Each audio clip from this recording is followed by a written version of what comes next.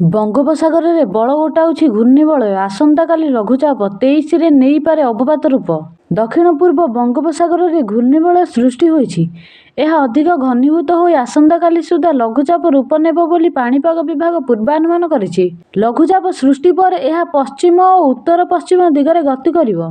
ଏହା ଅଧିକ ବଳ ଗୋଟାଇ ପୁଣି ଘନୀଭୂତ ହେବ। 23 ତାରିଖ ବେଳକୁ ଏହା ଦକ୍ଷିଣ ବଙ୍ଗୋପସାଗରର କେନ୍ଦ୍ରଭାଗରେ ଅବପାତ ରୂପ ନେବ ବୋଲି ପାଣିପାଗ ବିଭାଗ ଆକଳନ କରିଛି।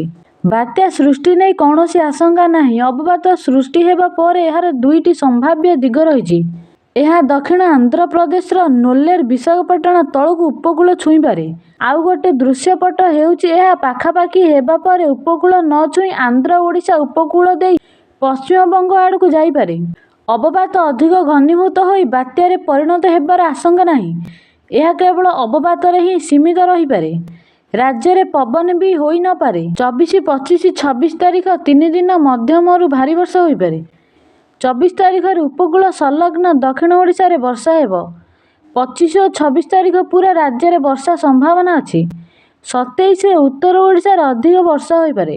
ଏମିତି ନୂଆ ନୂଆ ଭିଡ଼ିଓ ଦେଖିବାକୁ ମୋ ଚ୍ୟାନେଲକୁ ଲାଇକ୍, ସେୟାର, ସବସ୍କ୍ରାଇବ୍ କରନ୍ତୁ। ଆପଣ କେଉଁଠୁ ଦେଖୁଛନ୍ତି ପ୍ଲିଜ୍ କମେଣ୍ଟ ମାଧ୍ୟମରେ ଜଣାନ୍ତୁ। ଆପଣଙ୍କ ଅଞ୍ଚଳରେ ଲଘୁଚାପର କେମିତି ସ୍ଥିତି ରହିଛି ପ୍ଲିଜ୍ କମେଣ୍ଟ ମାଧ୍ୟମରେ ଜଣାନ୍ତୁ। ରହୁଛି, ନମସ୍କାର।